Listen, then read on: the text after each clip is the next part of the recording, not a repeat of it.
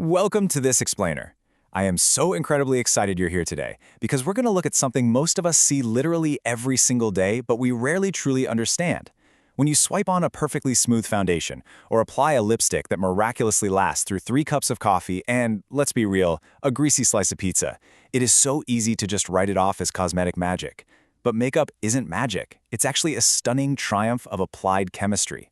We're talking about highly engineered mixtures of polymers, waxes, pigments, and surfactants, all working in perfect harmony right on your skin. So today, we are completely deconstructing the illusion and looking at the real science hiding inside your makeup bag. All right, let's dive right in. Here's our roadmap for today. We'll start with the anatomy of makeup, move into how the magic actually works, touch on health and environmental concerns, look at the industry's response, and finally, explore the clean beauty movement.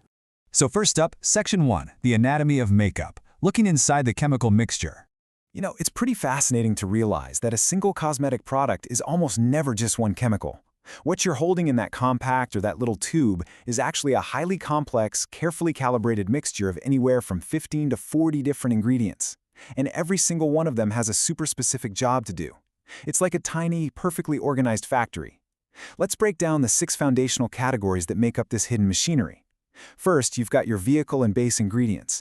Think of these as the delivery system, water, oils, and waxes, that carry everything else and give the product its physical form.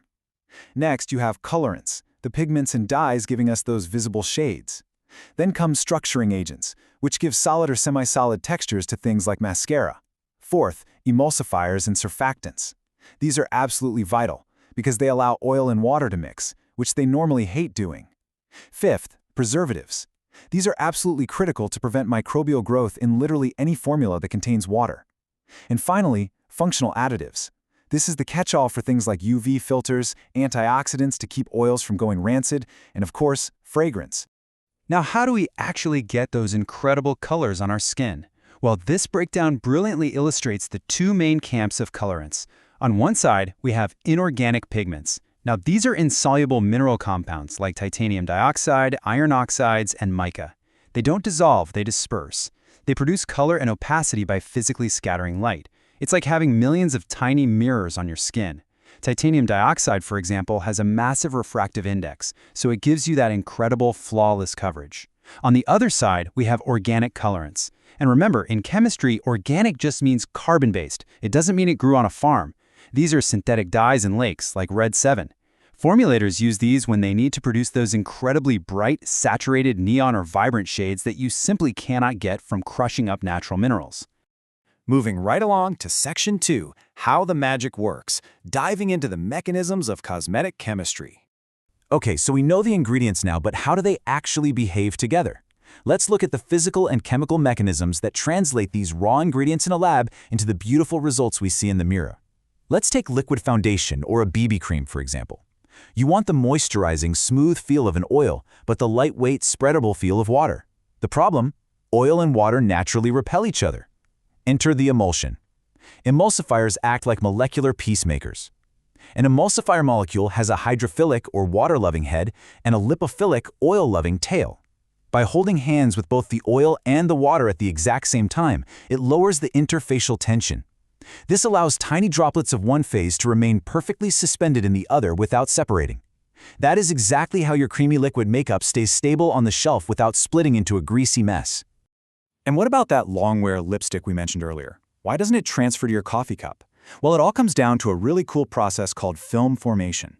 When you apply a transfer-resistant product, it usually contains volatile solvents, often a very light silicone or an alcohol-water mix.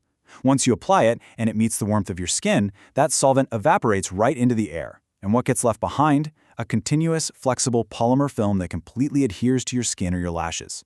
This film physically shields the pigment, effectively locking it in place so it resists water and smudging. It's literally a tiny invisible force field for your makeup. So it's pretty undeniable that this chemistry is brilliant. I mean, we've engineered products that perfectly mimic skin, last for 24 hours, and defy water. But we really have to pause here and ask a critical question. At what cost? What are the drawbacks of these chemical triumphs when it comes to our health and our planet? Which brings us to Section 3, Health and Environmental Concerns, Evaluating the Drawbacks. To really understand this industry, we have to look objectively at the documented debates, and we need to rely strictly on the evidence. Let's map out some of the main concerns.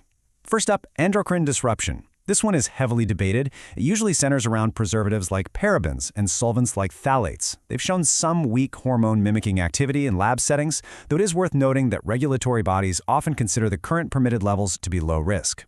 Second, contact allergies. This happens all the time, actually. It's very often triggered by proprietary fragrance mixtures or preservatives like MIT. Third, and I really want to clarify this point, trace contamination. Heavy metals like lead or asbestos in talc are not intentional additives. Nobody is formulating makeup with them on purpose. They are trace, unintended contaminants that show up because these minerals naturally sit right next to each other in the earth.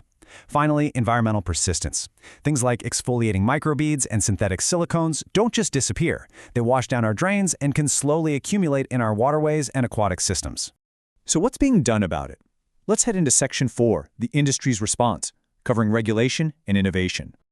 The good news is the scientific community and the cosmetic industry aren't just ignoring these demerits. There are highly tangible ways the industry is utilizing green chemistry and ethical sourcing right now to overcome these exact challenges.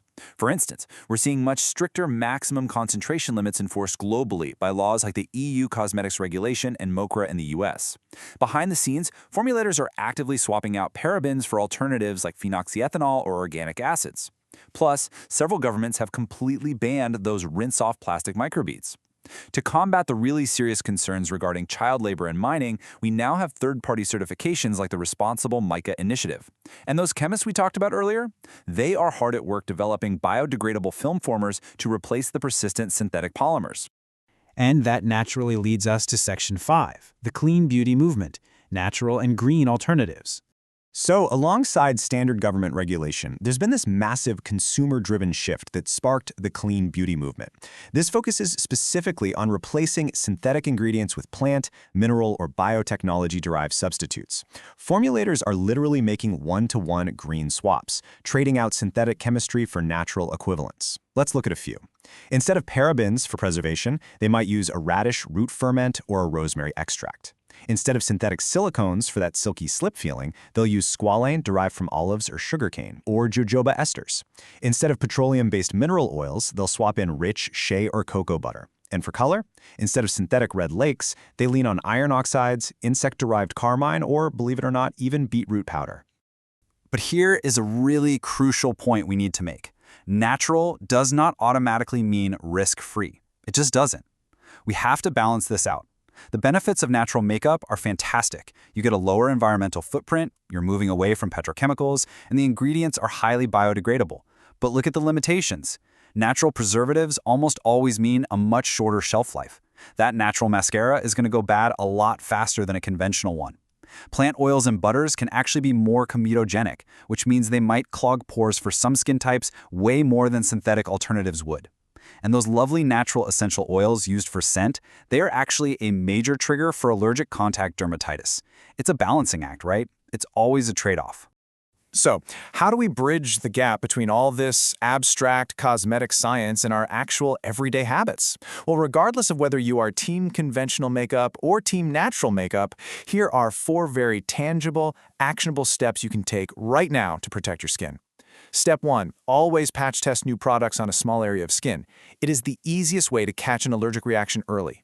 Step 2. If you have sensitive skin, bypass the parfum and just choose fragrance-free formulas. Step 3. Replace your liquid makeup, especially your mascara, every 3 months. Seriously, throw it out. Preservative efficacy declines with repeated use, and you really want to limit microbial contamination near your eyes. And step 4, always thoroughly remove your makeup before sleep to reduce prolonged pore occlusion. Give your skin a chance to breathe. As we wrap up this explainer, I want to leave you with a really powerful quote from our research. No formulation approach is entirely risk-free. Informed ingredient literacy remains the most reliable tool for consumers navigating this space. Understanding that NCI ingredient label on the back of the box, that is your absolute best defense. You now know the difference between a pigment and a polymer, between an emulsifier and an emollient. So the next time you open up your makeup bag, I really challenge you to look at those bottles differently. As green chemistry evolves and regulations continue to tighten, the ultimate question remains, will the future of beauty be defined by what we create in a lab or by what we demand as informed consumers? Thank you so much for learning with me today.